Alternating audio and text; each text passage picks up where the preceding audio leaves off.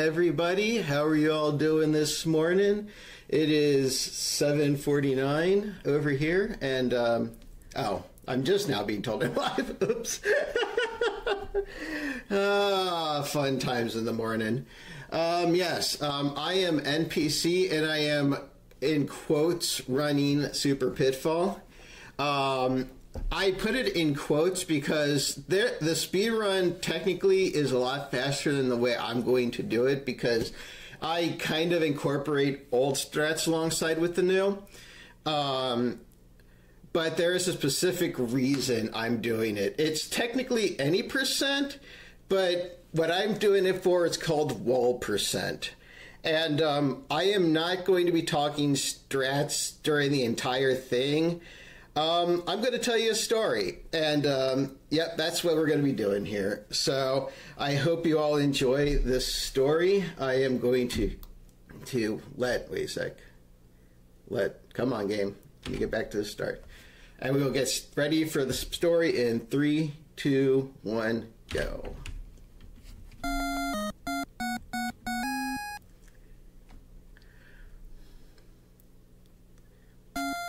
One day, Pitfall Harry was just walking along and just having a bit of fun during the day, and he decided, after shooting a frog and going to see a spider, he was just going to take a swim.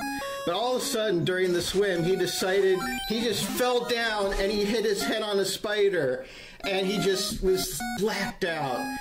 And then all of a sudden, he was like, wait a sec, I'm in a cave. Maybe I should just start going exploring.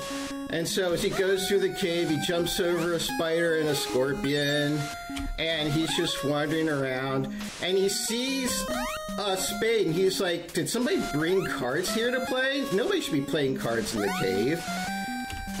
But anyway, he wanders, and he sees a green wall, and he's enamored by it. This wall is such a beauty that he just wants to put his hands on it and admire it. He looks at it up close, and he sees that it's just the most magnificent wall he's ever seen in his life. Let me touch you, darling. And so he keeps getting up closer and closer to this wall. And Matt notices all the curves of all the bricks that surround this thing.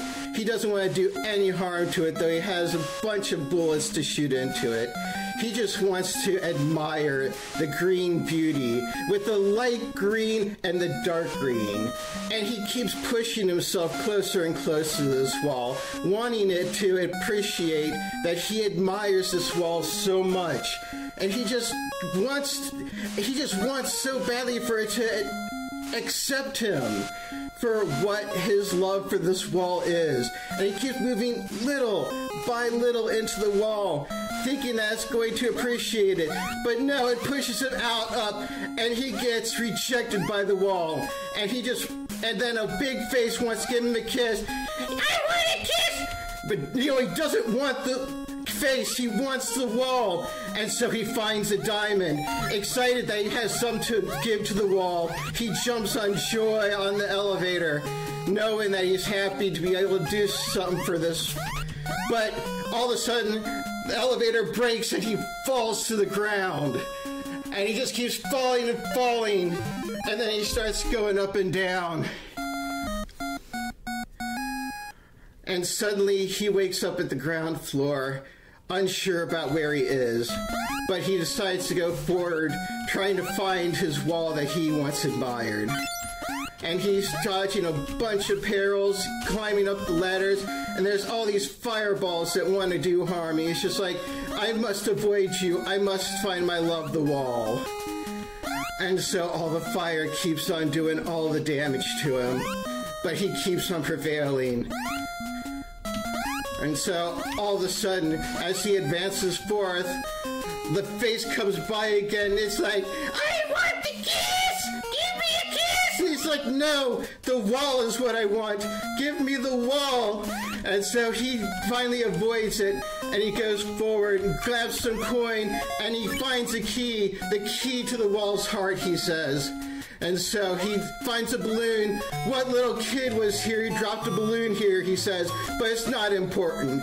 He climbs up, and he sees what is this? It's a wall, and it has bigger bricks than the green wall. It's so admiring that he takes the diamond and he sells it.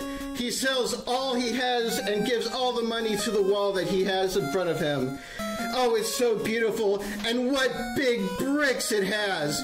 Just rubbing all those bricks, and is so excited to be ever so close to the wall. And they spend so much time together, and they're so happy. Brick to man, man to brick. Harry is so excited to be in this loving relationship. But the thing is, he only has so much money, and the big bricks can only be afforded with so much. And even though he's getting his last times with this, he keeps on pushing forward to the wall, wanting that, except that even though I don't have the money, you can love me. But no, the wall does not want him. And so he decides, well, maybe the old wall still appreciates me, but the old wall doesn't want to do anything with him. It wanted the bigger bricks, and so it pushes him up as well, because it doesn't want something. And so now he's down in the dirt wall, a wall that doesn't love him and just pushes him away. In his sadness, he tries to remember who he is. And he is just a man. He jumps over a spider, and he jumps over a scorpion, and he hits his head on a bird. And then he starts getting into a comatose state, where he remembers the old times where he could just shoot frogs and jumps over spiders without any care in the world. And so he just falls down, and he's like, where am I? What am I doing here? And he's like, is this the real world? And so he jumps and he finds some medicine. He's like, what is this medicine for? I have no clue. And so he keeps on walking over into the cave. And then he meets his spirit animal, which is a cat. And the cat tells him, it is your job to find your niece who is in the demon world, and you must save her. And so now Harry has his goal in the world. He must rescue his niece from the horrors that is the demon world. And so all of a sudden, he wakes back up and he realizes, I must find the niece. And so he wanders the caves trying to find the way into the demon world. And then all of a sudden, he jumps in here, and the wall tries to push him in. He tries to keep it forever. No, I will not be a part of you, wall. The wall wants you. And he's like, no, I will not. And then the frog's like, I want you. Don't you see, I love you too? And Harry's like, no, I must find the niece. The niece must be saved. And so he climbs up the wall, and he sees a demon. And he's like, the demon must be, there must be a way to the demon world. I must chase him. And so he jumps into this hall. And then all of a sudden, he's in the demon world. And he's like, I must find this niece. Where is she? And so he starts falling. He must find out where this location is. It must be very secret. So he starts investigating, looking all over the place for where this might be. He finds an eye. What kind of crazy people have an eye in this demon world, just roaming around? So he climbs a tall ladder looking for his niece. And he falls off. He's so scared because of all the demons that are around here. And so he goes up this one ladder. And it's like this, it's a big ceremonial room. And it's the niece. He rescued her and he says, run, run, because the wall is pushing him in. The demon world's walls love him even more than the other walls.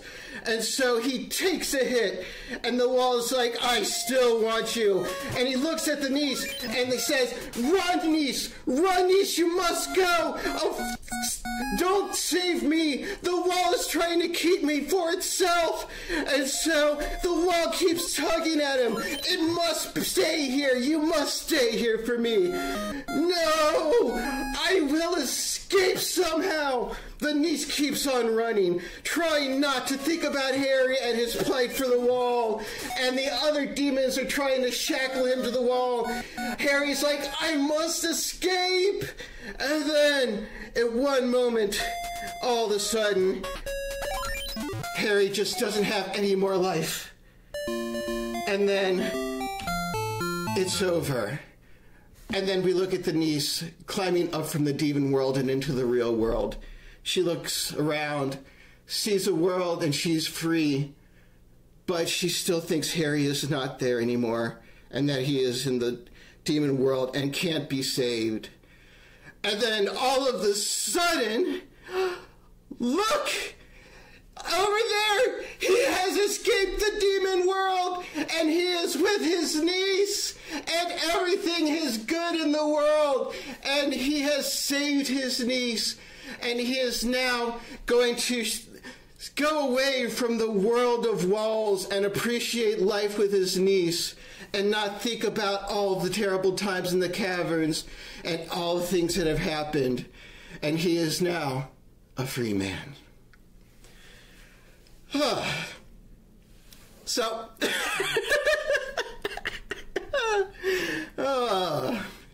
so yeah, that is my wall percent run of Super Pitfall. I hope you enjoyed the story. I hope you enjoyed everything I tried to convey with that. We have so much fun doing this stuff, and I hope you all enjoy Big Bad Game-A-Thon as much as I do. It's my favorite time of the year, especially because I get to do stupid stuff like this. But we have a fun morning ahead. We have Montana Jones next, and then we have a small Famicom block ahead. But yeah, thank you so much for watching. We got lots of fun stuff. Tristan taken away. On to the next game.